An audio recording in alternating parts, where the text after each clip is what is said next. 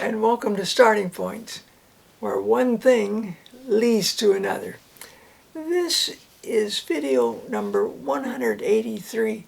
When I first started, I hadn't any idea that one thing would lead to something else and lead to something else, and I don't see a big stopping point ahead. There's a it's fascinating for me. In the last video, I shared something from a book by David Attenborough, Zoo Quest to Guyana. And it was actually, I'd wanted to read about the leaf-carrying insects and the problem they had because these insects carrying the leaves, thousands of them, only appear at night. And they didn't have, back then, sufficient battery strength for their cameras. And they had to try to come up with some way to brighten the light. But when they did that, that did other things. And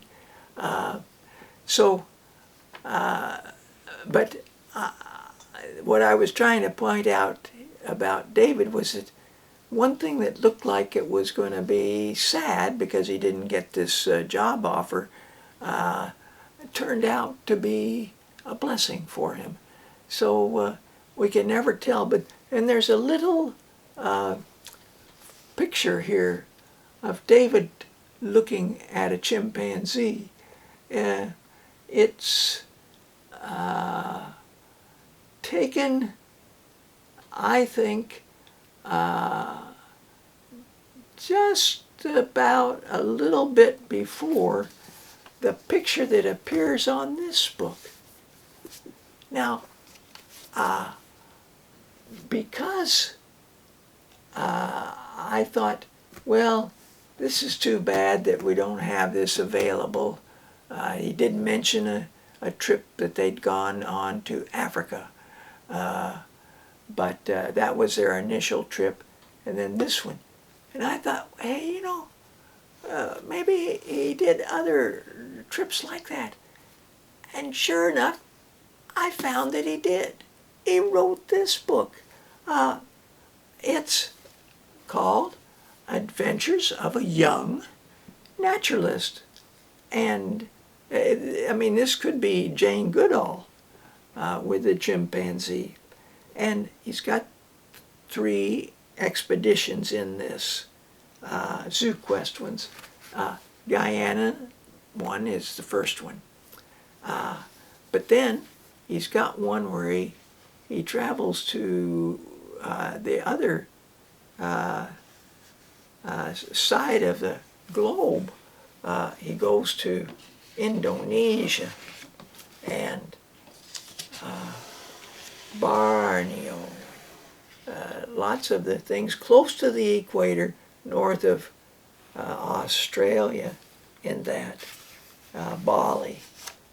And then in, and the Komodo dragons, the island of Komodo. And then in the third book that's included in this is a Zoo Quest in Paraguay. Now, I just got the book yesterday, and I've tried to see if it had that about the ants in this version, but I don't think it does. It starts with a slightly different introduction, and then he goes sort of verbatim, lifting paragraphs, pages, and then it's a little bit revised, and so I'm excited as I look through it and get a sense of what's in it, and at the same time that I discovered there was this book, Adventures of a Young Naturalist, I discovered he'd written another book called Journeys to the Other Side of the World. Further Adventures of a Young Naturalist. And I thought, holy moly, it's fantastic. Now, I did want to give you some idea of where he goes in this. As I say, I got these two books yesterday. Oh, I got a few others too. There's this one bookstore in Victoria, BC that's family run, and they've just done such an amazing job.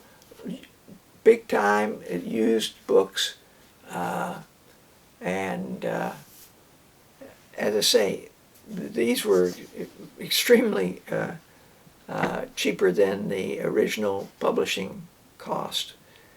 They go to the Isle of Fiji, they go to Tonga,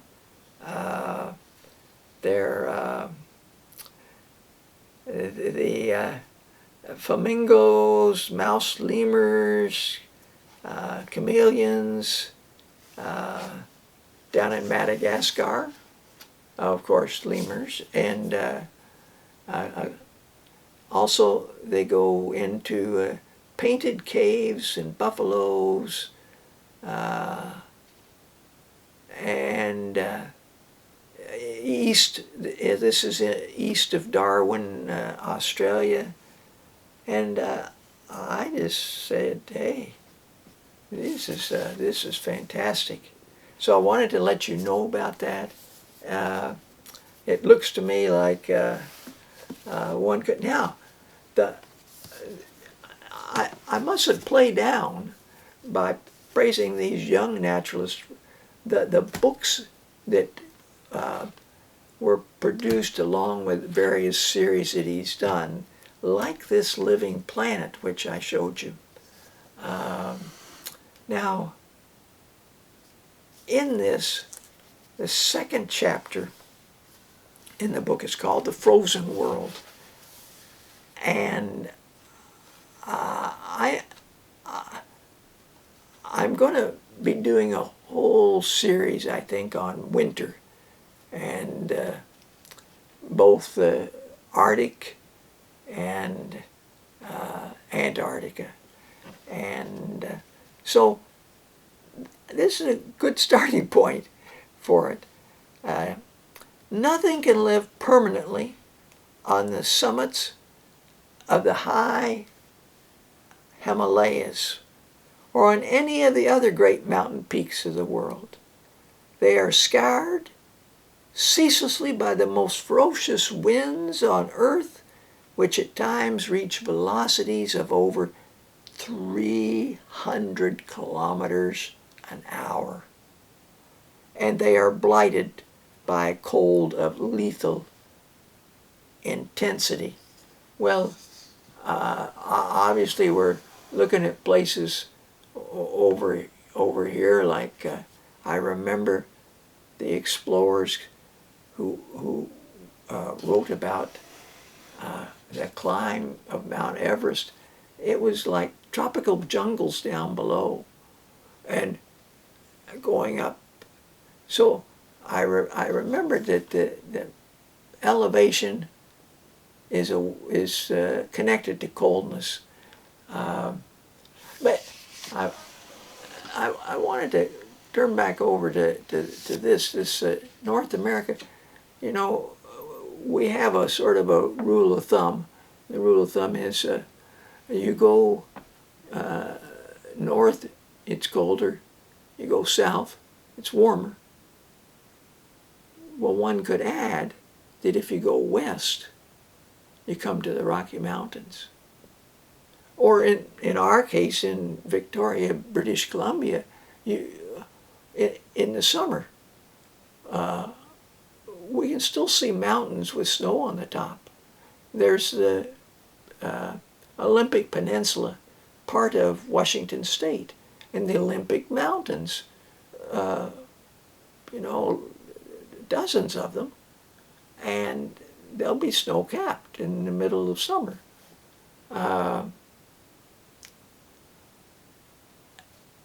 But that rule of thumb, realize, doesn't apply once you come below the equator. because get below the equator and going south, it gets colder. And coming north, it gets warmer. And it does apply that if you went west, because of the Andes Mountains, it would get colder.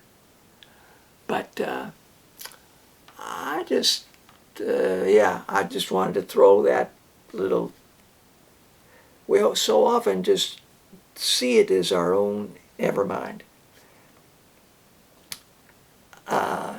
It may seem paradoxical that the parts of the earth that are closest to the sun are among the coldest.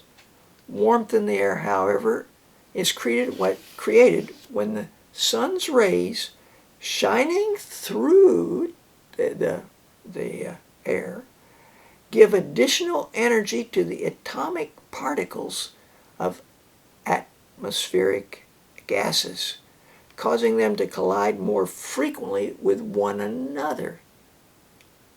Each tiny collision gives off heat. The thinner the air, the more widely spread those atoms are, and the more infrequent the collisions. And so, in consequence, the colder the air remains. But as we are adding gases to releasing gases, then that's one of the causes of a general warming that is happening. And the cold kills. If it permeates the body of a plant or an animal so thoroughly that the liquid in its cell freezes, then, with very few exceptions, cell walls will rupture. Just as a domestic pipes, if you leave the water in them and they've gone away for a long while, and the house gets colder and colder and the pipes freeze, they'll burst.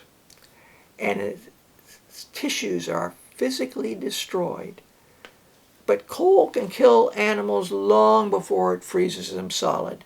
Most animals, including insects, amphibians, and reptiles, draw their heat directly from their surroundings. They are, therefore, sometimes called cold-blooded. But the term is a misleading one, for the blood is often far from cold. Many lizards, for example, organize their sunbathing so efficiently that they keep their bodies warmer than that of a man throughout the day, even though they cool down considerably during the night. Such creatures can tolerate a considerable drop in body temperature, but even they will die long before they are chilled to freezing point. As the temperature falls, the chemical processes which produce the energy in our bodies slows down, so that the animals become more and more sluggish. Eventually, at about 4 degrees Celsius above freezing point, their nerve membranes lose the semi-liquid character necessary to transmit their minute electrical signals. The animal loses its bodily coordination and it dies. Birds and mammals have a better chance of survival in the cold, for they generate their own heat internally. Well, that reminded me of right here with hummingbirds. In Canada, on the west coast, in Victoria, the winters are mild. We get a few snowfalls. I remember one year we had quite a snowfall, and someone made a snow sculpture of a foot with a boot, like a frozen boot, but made out of snow, and a second one, and it was titled 2 Feet of Snow. I mean, a few inches, yes. Now, that doesn't mean you can't find that in British Columbia. You certainly can. Northern British Columbia, eastern, the Rockies. You know, snow up to the second story windows. Same as Quebec. I remember going on a train through Quebec, and the snow was piled way up. And of course, dealing with the snow was a big time project. Get back to where you were here, Larry.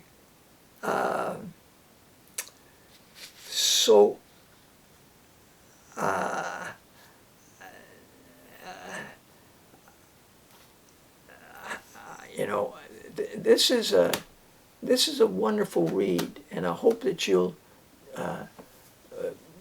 look to get these. Oftentimes, the libraries still have this all on a series available. I wanted to show you this picture because it reminded me of something just along the lines that I've been talking about. This is a jungle, chapter on the jungle, and it shows this fungus. And it made me smile and think, well, there are 8 lovely umbrellas. And that made me remember the cover of a wonderful book. I'm going to be, at some point, talking about Allen's, series of things on Allen's, and Robinson Crusoe is going to be involved in that. I've got some wonderful, amazing, funny stuff to share that people have done with the story. And but this is the original text by Daniel Defoe, and the illustrations are done by that wonderful Australian artist. And I want to go back to Australia, not just to highlight more of his work, but I do in New Zealand and the islands. And Robert Ingpen, and I just think his work adds so much to the book. But the umbrella, the need to have protection from the sun and the heat, and that made me think of, well, what about the cold? And I'd just gotten from the library Black Ice.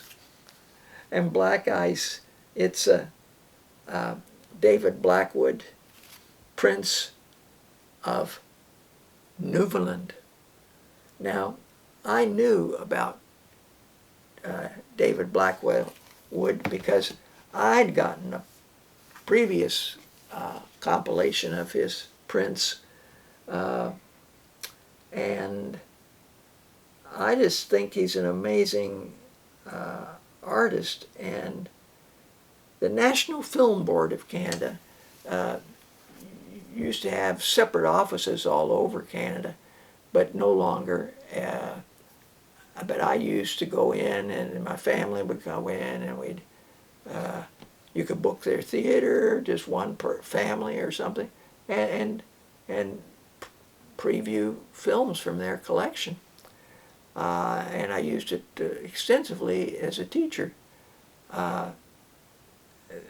They made a video of David Blackwood and how he does etchings, how he learned about it.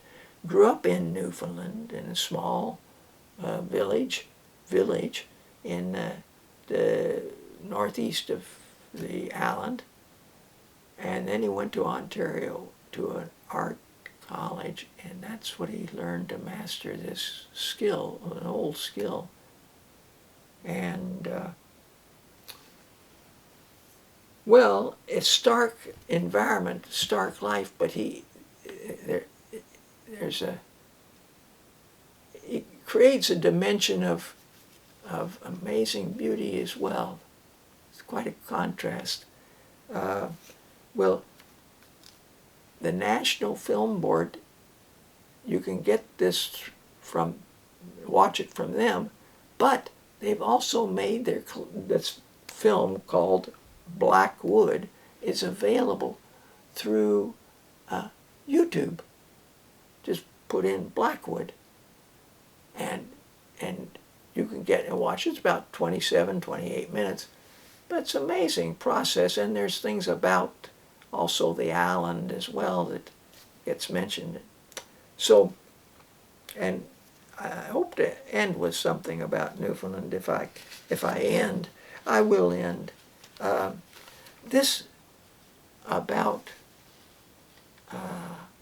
freezing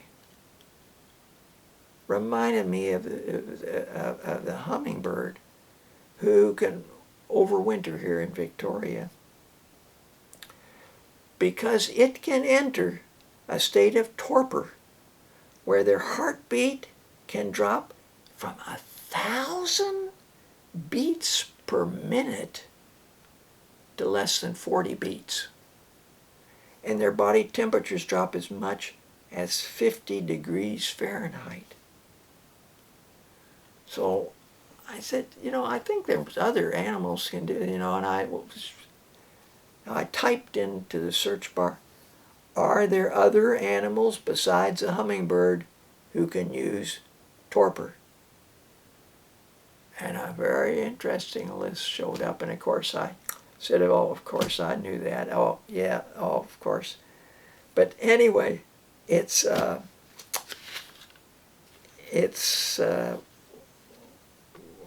worth looking at. Well, I said, coming back to Newfoundland, and that is that when I look at the globe, I see Newfoundland is right here. There's Labrador, here's Greenland, here's Baffin Bay and Davis Strait. And then if I look over here, that's further south than all of the British Isles. It's about where Paris would be. And I'm saying to myself, how can that have such freezing cold winters and this be warmer and not so cold? And then I thought, well, probably has to deal with ocean currents that can influence places in. And here they're getting currents coming down from the north, from the Baffin Bays and Frobisher, and Europe, on the other hand, is getting water that comes over in a great cycle from the Gulf and the Caribbean. These warm waters warm up the east coast and makes winter not so harsh in Great Britain and Scotland even, and so on, even though they're further north. So there are these factors. I remember Benjamin Franklin noted this ocean highway, this ocean current highway, because when he sailed from Philadelphia to go to Paris, when he was working there at the time of before the American Revolution and during the Revolution, the trip coming over was always much faster than the trip going back, because the trip going back was going back against the currents. Well, anyway, I carried on too much, but I thank you for joining me, and until next time, bye for now.